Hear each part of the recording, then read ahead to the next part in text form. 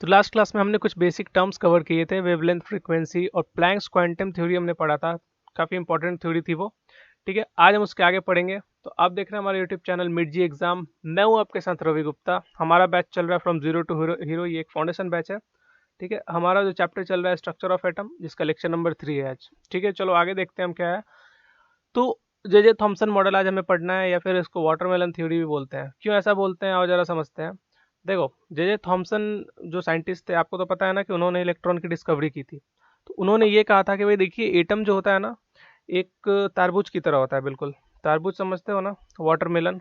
Watermelon की तरह होता है, जिसमें जो रेड वाला उसका जो पोर्शन होता है वाटरमेलन का, वो होते हैं प्रोटॉन, जिसको कि आप प्लस चार्ज से दिखाते हो। और उसके ऊपर इलेक्ट्रॉन इम्बेडेड रहते हैं, लाइक उसके जो सीड्स होते हैं ना ब्लैक वाले तारबूज के, वैसे बिल्कुल इलेक्ट्रॉन होता है।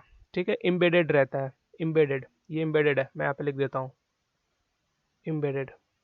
चलो, आपको और भी अच्छे से समझना है तो ये समझ लो कि ये खीर है। खीर समझते हो ना, जो घर में बनता है, मीठी सी होती है खीर, दूध का बना हुआ रहता है। तो उसमें क्या होता है कि एक प्लेट में खीर लेते हो आप, खीर के ऊपर इलायची निकाल के आप रखते हो, या किशमिश वगैरह ऊपर से रखते हो। तो ऐसा समझ लो कि पूरा खीर तुम्हारा प्रोटॉन है, और उसके ऊपर जो किशमिश या इलायची वगैरह जो भी रख रहे हो वो तुम्हारा क्या है, इलेक्ट्रॉन है। तो वो इम्बेडेड रहता है। ठीक है, तो ऐसा मॉडल दिया था जे थॉमसन ने। जे थॉमसन ने इस मॉडल को पूरी तरह से एक्सप्लेन नहीं किया था सही से। ठीक है, लाइक उन्होंने कहा कि देखो, ये पूरा प्रोटॉन चारों तरफ है और उसके ऊपर इलेक्ट्रॉन ऐसे इम्बेडेड है। और उसके बाद से उन्होंने ये कहा कि protons are uniformly distributed in an atom and electrons are suspended where seeds in watermelon basically. ठीक है, जैसा वाटरमेलन में रहता है वैसा। लेकिन एक चीज यहाँ से देखो, यहाँ से इलेक्ट्रिकल न्यूट्रलिटी की खबर नहीं मिलती है हमें। ठीक है, यहाँ से पता नहीं चलता है कि ये जो एटम है, ये एक्चुअली न्यूट्रल होगा कि नहीं होगा। न्यूट्रल कहने का मतलब क्या है कि जितना नंबर ऑफ इलेक्ट्रॉन्स उतने नंबर ऑफ प्रोटॉन्स। यहाँ से वैसा कोई खबर नहीं मिल रहा है। ठीक है, जे थॉमसन ने ये कहा कि भाई पूरा ये जो आपका एटम है, जो स्फेरिकल एटम है, वो पूरा प्रोटॉन से भरा हुआ है। उसके ऊपर छोटे छोटे छोटे छोटे कहीं कहीं पे इलेक्ट्रॉन ऐसे आपके एम्बेडेड रहते हैं। तो एक बात बताओ, बहुत पूरा का पूरा पॉजिटिव है लार्ज अमाउंट में, और इलेक्ट्रॉन जो नेगेटिव चार्ज है वो स्मॉल अमाउंट में है, तो क्या ये कभी न्यूट्रल होगा? नहीं होगा। अगर ये न्यूट्रल नहीं होगा, इसका मतलब कि ये पूरे के पूरे जितना भी एटम है वो हमेशा पॉजिटिव रहेगा तुम्हारा। ठीक है, तो ये कंक्लूजन उनका जो था ना, ये उन्होंने सही नहीं दिया। इस वजह से इनका मॉडल फेल हो गया था। ठीक है, ये जो इनकी थ्योरी थी, वाटरमेलन थ्योरी, या प्लम पुडिंग मॉडल भी हम इनको बोलते हैं। क्या कहते हैं? Plum pudding model. Plum pudding model आप एनसीईआरटी में देख सकते हो, प्लम पुडिंग मॉडल के नाम से भी दिया है। ठीक है, प्लम पुडिंग मॉडल भी कभी कभी बोलते हैं। तो ये थ्योरी उनकी फेल हो गई थी, क्योंकि ये एटम के न्यूट्रलिटी के बारे में, उसके चार्ज के बारे में परफेक्टली यहाँ पे जानकारी नहीं दे पाए थे। ठीक है, तो इनके बाद आए इनके थ्योरी में सुधार करने के लिए, या उन्होंने एक बोल सकते हो कि उन्होंने एक अपना अपना एक्सपेरिमेंट अलग किया, जिनका नाम था रदरफोर्ड। ठीक है, उन्होंने अपना मॉडल लाया।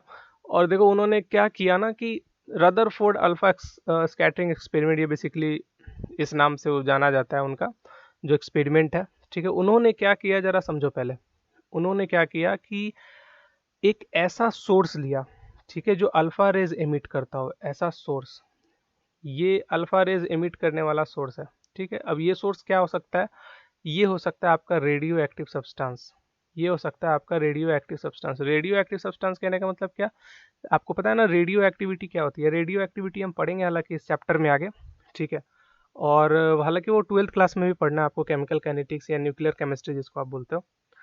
ओके, तो रेडियो एक्टिव सब्सटेंस क्या होता है ना कि वो हर समय पे alpha beta gamma rays emit करते रहते हैं। ठीक है, उनका हमेशा ना उनके न्यूक्लियस से वो ब्रेक होते रहते हैं हर समय पे। ठीक है, तो कोई ऐसा रेडियो एक्टिव सब्सटेंस हमने ले लिया जो अल्फा रेज क्या करते हो, इमिट करते हो। तो उन्होंने क्या किया, एक एक्सपेरिमेंट किया, जरा समझना ध्यान से। ठीक है, रदरफोर्ड ने एक एक्सपेरिमेंट किया। तो एक्सपेरिमेंट क्या किया, कैसे उस एक्सपेरिमेंट में, वो एक्सपेरिमेंट करने के बाद क्या क्या ऑब्जर्वेशंस आए। ठीक है, उसके बाद से क्या कंक्लूजन निकला, क्या मॉडल था, डेरिवेटिव्स वहाँ से क्या क्या निकल के आए, क्या इंपॉर्टेंट टर्म्स थे, क्या ड्रॉबैक्स थे, सब कुछ हम देखेंगे रदरफोर्ड स्कैटरिंग एक्सपेरिमेंट में। ठीक है, तो चलो जरा इनका एक्सपेरिमेंट हम ऑब्जर्व करते हैं, इन्होंने क्या क्या कहा। तो देखो, उन्होंने सबसे पहले एक गोल्ड गोल्ड फॉयल का शीट लिया। गोल्ड फॉयल, गोल्ड फॉयल का मतलब सोने की पत्ती। अप्रोक्सीमेटली 0.5 mm के आसपास में ये थिकनेस रही होगी, ज़्यादा मोटा नहीं, नॉर्मल। ठीक है, उसके बाद उन्होंने क्या किया, उसके बाद उन्होंने एक फ्लोरोसेंट स्क्रीन लिया इधर साइड में, यहाँ पे फ्लोरोसेंट स्क्रीन है। ठीक है, फ्लोरोसेंट स्क्रीन आई थिंक आपको याद ही होगा, कैथोड और एनोड में हमने पढ़ा था ना फ्लोरोसेंट स्क्रीन क्या होता है, चमकदार स्क्रीन जिसको बोलते हैं, वो जो चमकता रहता है। ठीक है, मैं यहाँ पे लिख देता हूँ फ्लोरोसेंट, देखो स्पेलिंग गलत होगा तो थोड़ा मैनेज कर लेना, फ्लोरोसेंट। ठीक है, तो देखिए क्या होता है कि एक रेडियो एक्टिव आपने सब्सटेंस लिया, radio active substance basically alpha रे एमिट करेगा। ठीक है, बहुत ज़्यादा अल्फा रे एमिट करता है, बहुत ज़्यादा। तो इन्होंने एक एक्सपेरिमेंट करना स्टार्ट किया, उन्होंने कहा कि देखिए ये एक गोल्ड फॉयल है बेसिकली। गोल्ड फॉयल क्यों कहेंगे इसको, क्योंकि गोल्ड फॉयल जो है ये पूरा का पूरा एक ही एलिमेंट से बना हुआ है, सेम एलिमेंट से, वन एलिमेंट सिर्फ हम इसको बोल सकते हैं, एक ही एलिमेंट से बना हुआ है, इसमें और कोई दूसरा मिक्सअप नहीं है, मतलब कि एलॉय, और ये एलॉय नहीं है, ये सिर्फ गोल्ड से बना हुआ पूरा एक फॉयल है जिसका थिकनेस 0.5 mm के आसपास में आप ले सकते हो। ठीक है, अब उन्होंने क्या किया कि इस एटम के ऊपर, इस बेसिकली इस गोल्ड फॉयल के ऊपर उन्होंने अल्फा रे का बॉम्बार्डमेंट स्टार्ट किया। ठीक है, यहाँ से ये बॉम्बार्डमेंट स्टार्ट किया इन्होंने, इसको बोलते हैं बॉम्बार्डमेंट। मतलब कैसे बॉम्ब गिराते हो ना, तो बॉम्ब गिराने का मतलब क्या होता है कि बिल्कुल बुम बुम ऐसे करके तुम छोड़ते चले गए, बम छोड़ते चले गए, है ना, जो दीवार पे मार के जो बम छोड़ते हैं वैसा ही है। तो इन्होंने क्या किया कि बॉम्बार्डमेंट स्टार्ट किया अल्फा रेस का उस गोल्ड फॉयल के ऊपर। अब क्या होता है जरा देखो ध्यान से, अब एक्सपेरिमेंट को ऑब्जर्व करने चलते हैं साथ में हम लोग। देखो, तो हो क्या रहा था कि कुछ कुछ अल्फा रेज जो थे, कुछ कुछ अल्फा रेज जो थे वो ऐसे छिटक के साइड से निकल जा रहे थे, कुछ कुछ अल्फा रेज जो थे वो ऐसे छिटक के साइड से निकल जा रहे थे, ऊपर से कुछ नीचे से।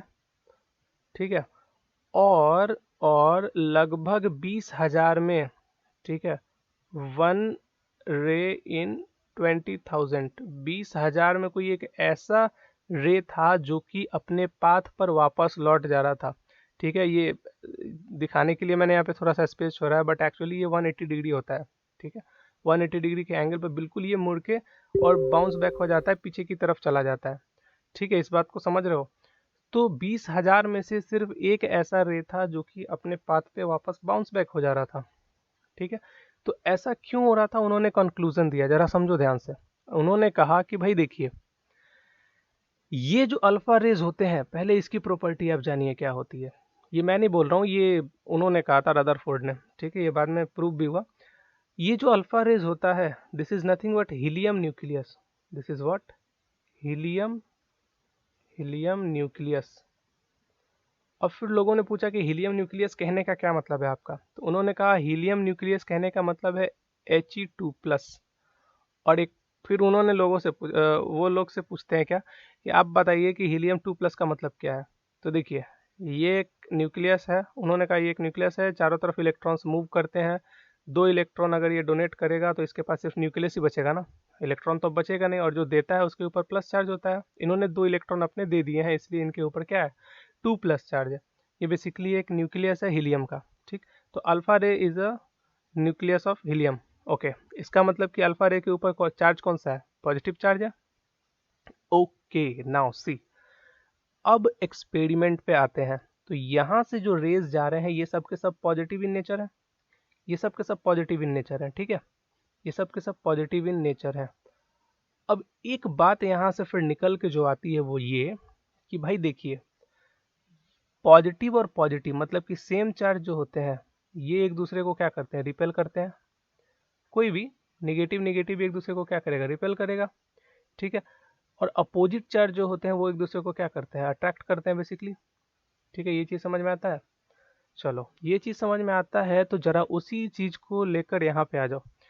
इन्होंने कहा कि भाई देखिए, ये जो आपका अल्फा रे जा रहा है वो पॉजिटिव इन नेचर है।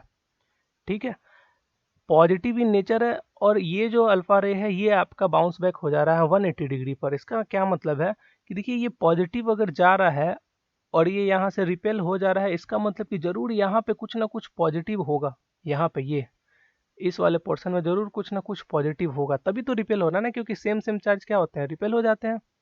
ठीक है, तो इन्होंने कहा कि देखिए ये अल्फा रेज पॉजिटिव है और ये बाउंस बैक हो जा रहा है, इसका मतलब कि जरूर आपका यहाँ पे कुछ ना कुछ पॉजिटिव होगा, तभी हो रहा है, पहली बात। दूसरी बात इन्होंने क्या बताई कि भाई देखिए यहाँ पे क्या हो रहा है, इलेक्ट्रॉन आपके ऑर्बिट में आसपास में होंगे, मतलब उसको पता था ऐसा कि इलेक्ट्रॉन की तो डिस्कवरी तभी हो चुकी थी। उन्होंने ऐसा कंक्लूजन निकाला कि देखिए यहाँ पे तो प्लस चार्ज है, यहाँ पे तो प्लस है, ठीक है, तो यहाँ पे प्लस है और ये ऐसा डायरेक्शन इसका डिफ्लेक्ट हो रहा है। इसका कहने का ये मतलब है कि यहाँ से डिफ्लेक्ट हो रहा है तो ये तो इसको भगाएगा इस रे को दूर, लेकिन इधर कुछ ना कुछ तो ऐसा होगा ना जो इसको अट्रैक्ट करता हो, तभी तो अपनी तरफ मोड़ रहा है इसको। इसका मतलब कि जरूर यहाँ पे क्या होंगे, इलेक्ट्रॉन्स होंगे। इस वजह से ये रेज अपना डायरेक्शन ऐसे मूव कर जा रहा है और ये इधर अपना मूव कर जा रहा है। ये चीज़ क्लियर है? ओके। फिर तीसरा कंक्लूजन उन्होंने ये निकाला कि देखिए बहुत सारे रेज ऐसे पास कर जा रहे हैं और ये जो फ्लोरोसेंट मटेरियल है आपका, इस फ्लोरोसेंट मटेरियल पे ऐसा जाके पता चल रहा है कि हाँ यहाँ पे रेज आके टकराए हैं, बस ये बीच वाला पोर्शन छोड़ के ठीक है। तो उन्होंने ये कंक्लूजन निकाला कि देखिए ये जो एटम होते हैं ना आपके, इसका मोस्ट ऑफ द पार्ट ये क्या होता है, खाली होता है, इम्प्टी होता है, ठीक है। ये मोस्ट ऑफ द पार्ट आपका इम्प्टी होता है, बीच में कुछ ऐसा भारी भरकम सा एक पॉजिटिव कुछ भी यहाँ पे रहता है, और उन्होंने इसका नाम दिया था न्यूक्लियस, ठीक है। उन्होंने इसका नाम क्या दिया था, न्यूक्लियस दिया था, ठीक है। फिर उन्होंने एक और बात कही कि देखिए भाई जब आपका अल्फा रे 180 डिग्री पे ऐसे मुड़ने को होता है ना, तो एक क्लोजेस्ट पाथ अप्रोच करता है इसको। ये मैं ब्लैक कलर से दिखा रहा हूँ, देखो ये जब भी वो टकराएगा ना तो यहाँ पे क्लोजेस्ट डिस्टेंस अप्रोच करता है, इसको हम बोलते हैं क्लोजेस्ट डिस्टेंस अप्रोच, ठीक है, या डिस्टेंस ऑफ क्लोजेस्ट अप्रोच हम इसको बोलते हैं। इसको मैं यहाँ पे लिख देता हूँ, थोड़ा सा फिगर ये हो गया, डिस्टेंस ऑफ क्लोजेस्ट अप्रोच, ठीक है। उन्होंने कहा कि जब ये 180 डिग्री पे ये जो मुड़ता है ना, ये वाला रे इतना क्लोज जाके मुड़ता है ना कि वहां पे बहुत कम मिनिमम डिस्टेंस ये बचता है, ये मिनिमम डिस्टेंस बचता है, इसी डिस्टेंस को बोलते हैं डिस्टेंस ऑफ क्लोजेस्ट अप्रोच। इस बात को ध्यान रखना है, ये फॉर्मूला हम देखेंगे भी आगे, ठीक है। तो अल्फा रे एक्सपेरिमेंट कुछ ऐसा था, उन्होंने ये एक्सपेरिमेंट किया और एक्सपेरिमेंट करने के बाद बहुत सारे रिजल्ट्स और ऑब्जर्वेशंस दिए। क्या दिए आओ जरा देखते हैं। उन्होंने क्या किया था, सबसे पहले कि Rutherford performed a well known experiment on alpha scattering. Basically ये जो आपका ये जो रे ऐसा हो रहा था, ये रे इधर से उधर छिटक जा रहा था, उसको स्कैटरिंग बोलते हैं हम, ठीक है। अब उन्होंने क्या कहा कि देखिए जब वो स्कैटरिंग हो रहा था, स्कैटरिंग कैसा हो रहा था कि अल्फा रे या मतलब कि doubly helium, this is helium, sorry ये टाइपिंग मिस्टेक है, हीलियम डबली हीलियम मतलब कि He2+ जो है उसको एक थिन गोल्ड फॉयल पे बेसिकली 0.5 mm पे क्या कराया, बम्बार्ड कराया, ठीक है। क्या कराया, बम्बार्ड। और बम्बार्ड कराने के बाद कुछ ऑब्जर्वेशंस लिए। क्या ऑब्जर्वेशंस लिए, देखिए कि एटम में क्या होते हैं, इलेक्ट्रॉन्स एंड प्रोटॉन्स, बताया था कि बीच में क्या होता है, प्रोटॉन, और इधर कहीं निगेटिव कुछ इलेक्ट्रॉन होगा, तभी तो ऐसा डिफ्लेक्ट हो रहा था ना, स्कैटर्ड हो रहा था, okay. Whole of the positive charge of an atom is concentrated in a small volume called nucleus. अभी बताया था कि जो 180 पे ऐसे मुड़ जा रहा था, ठीक है, इसका मतलब कि यहाँ पे जरूर कुछ ना कुछ पॉजिटिव होगा, तभी वो मुड़ रहा था, और इसी पॉजिटिव इसी को क्या कहते हैं हम, न्यूक्लियस कहते हैं, ठीक है। फिर उन्होंने ऐसा एक कंक्लूजन निकाला कि देखिए size of an atom is very small as compare to size of sorry this is nucleus, ये टाइपिंग मिस्टेक है, size of an nucleus. Size of a nucleus जो है, एक न्यूक्लियस का जो साइज है ना वो बहुत छोटा होता है as compare to size of atom, मतलब एटम इतना बड़ा है और न्यूक्लियस इतना छोटा है, तो आप समझ सकते हो, ठीक है। तो एटम का साइज अगर 10⁻⁻10 मीटर है तो न्यूक्लियस का साइज कितना होगा, 10⁻⁻15, बेसिकली ये 10⁻5 टाइम्स होता है, ठीक है, ओके।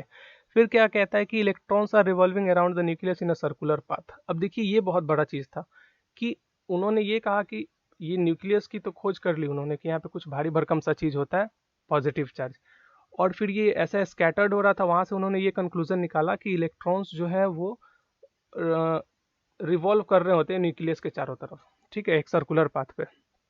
ये चीज़ समझ में आता है। तो ये रिजल्ट और ये ऑब्जर्वेशन थे रदरफोर्ड के। तो इतना करने के बाद देखो हर हर कुछ तो 100% परफेक्ट नहीं होता है ना, इतना कुछ करने के बाद भी कुछ ड्रॉबैक उनके रह गए थे। अब वो क्या ड्रॉबैक रह गए थे, आओ जरा हम देखते हैं क्या क्या ड्रॉबैक्स थे। तो देखिए ड्रॉबैक इनका ज़्यादा इंपॉर्टेंट है, इनके एक्सपेरिमेंट से ज़्यादा इंपॉर्टेंट इनका ड्रॉबैक है। तो देखिए, एक हमारे साइंटिस्ट हुआ करते थे जिनका नाम था मैक्सवेल। मैक्सवेल ने एक थ्योरी दी, क्लासिकल मैकेनिक्स की एक थ्योरी। उन्होंने कहा कि भाई सुनिए, एक बात बताइए कि रदरफोर्ड सर तो बोल रहे हैं कि इलेक्ट्रॉन चारों तरफ ऑर्बिट में ऐसा रिवॉल्व करता रहता है, ठीक है। बट अगर हम देखें नेचर में कुछ भी अगर कॉन्स्टेंटली रिवॉल्व ऐसा कर रहा है तो एक समय ऐसा आएगा कि उसकी एनर्जी कभी ना कभी तो एग्जॉस्ट होगी, होगी ना। एग्जॉस्ट होगी और एग्जॉस्ट होते होते कभी ना कभी वो न्यूक्लियस में आके ऐसे गिर जाएगी। समझ में आ रहा है? तो गिर जाएगी तो उस न्यूक्लियस का, उस एटम का अस्तित्व खत्म हो जाएगा, एग्जिस्टेंस खत्म हो जाएगा। इस बात को आप समझ रहे हो? मैक्सवेल ने कहा कि भाई देखिए, कुछ एक ऐसा होता है आपका, ये थ्योरी आपकी जो क्लासिकल मैकेनिक्स की थ्योरी है वो ऐसे ये कहती है कि कोई भी जो पार्टिकल है आपका अगर कॉन्स्टेंटली मूव कर रहा है तो वो उसकी एनर्जी धीरे धीरे कभी ना कभी लॉस होगी, और कभी ना कभी लॉस होगी तो वो धीरे धीरे आकर के अपना एनर्जी लॉस करेगा और आके वो न्यूक्लियस में गिर जाएगा। तो यहाँ से एटम का या जो आपका न्यूक्लियस का एग्जिस्टेंस खत्म हो जाएगा, खत्म हो जाएगा ना। और ये बात रदरफोर्ड ने क्लियर नहीं किया था, वही इनका सबसे बड़ा ड्रॉबैक था। जरा देखो, according to classical mechanics concept, when a massive particle, ठीक है, when a massive particle moves और rotates under a force then it loses energy continuously. वही बात मैंने कही कि इसके रिस्पेक्ट में अगर कोई फोर्स, मतलब वो किसी फोर्स के यहाँ पे सेंट्रीपिटल फोर्स लगेगा ना बेसिकली, और इसके रिस्पेक्ट में ऐसा मूव कर रहा है तो धीरे धीरे क्या करेगा, वो अपनी एनर्जी लूज करेगा। And therefore the electrons revolve in Rutherford's orbital orbit should be dropped into the nucleus of atom spirally in very short time, but it does not happen। अगर ऐसा होता कि एक न्यूक्लियस है, जैसा कि Rutherford साहब ने कहा था कि इलेक्ट्रॉन आपके ऑर्बिट में मूव करते रहते हैं, उन्होंने ये क्लियर नहीं किया था कि अलग अलग ऑर्बिट में मूव करते हैं, उन्होंने कहा था कि ऐसे मूव करते रहता है बस ऑर्बिट में, बोल के छोड़ दिया था। तो according to this classical mechanics concept, ये ऐसा घूमता रहता और किसी ना किसी समय पे जाके वो न्यूक्लियस में गिर जाता, एटम बर्बाद हो जाता। लेकिन ऐसा होता नहीं है, इस चीज़ को एक्सप्लेन नहीं कर पाए थे रदरफोर्ड, ये सबसे बड़ा ड्रॉबैक था। फिर उन्होंने कहा कि देखिए, only one orbit exist in an atom, किसी एटम में सिर्फ एक ही ऑर्बिट जो है वो एग्जिस्ट करता है, ठीक। फिर उन्होंने कहा कि nucleus of an atom is unstable. अब देखिए, ये ऐसा गिर जाएगा ऐसे करके इलेक्ट्रॉन, तो वो न्यूक्लियस तो अनस्टेबल होना ही है, ये बात कही थी रदरफोर्ड ने। फिर it fails to explain existence of sub orbit and orbital. ये भी एक बहुत बड़ा कंसेप्ट था जिस पे क्वांटम मैकेनिक्स भी आगे आएगा, कि सब ऑर्बिट और ऑर्बिटल जहाँ पे इलेक्ट्रॉन्स रहता है, अब इलेक्ट्रॉन ऐसे घूम रहा है तो इलेक्ट्रॉन के रहने का घर भी तो कोई होगा। अब ऑर्बिट उसका बंगला है तो उस बंगले में एक कमरा भी तो होगा, कमरा होगा तो एक बेड भी तो होगा, ठीक है। तो बेड और कमरे के बारे में उन्होंने नहीं बताया था, सिर्फ बंगले के बारे में बता दिया था। मतलब कि सिर्फ बताया था कि ऑर्बिट होता है, उस ऑर्बिट के अंदर सब ऑर्बिट भी होते हैं, ऑर्बिटल भी होते हैं। ये चीज़ एक्सप्लेन नहीं कर पाए थे हमारे रदरफोर्ड साहब, ठीक है। तो ये इनका ड्रॉबैक था। इसके आगे का जो थ्योरी है, इसके आगे का जो कॉन्सेप्ट है, जो न्यूमेरिकल्स है, हम नेक्स्ट क्लास में कवर करेंगे। आप यहाँ तक फिलहाल रिवाइज कीजिए, ठीक है। तो आज के लिए बस इतना ही।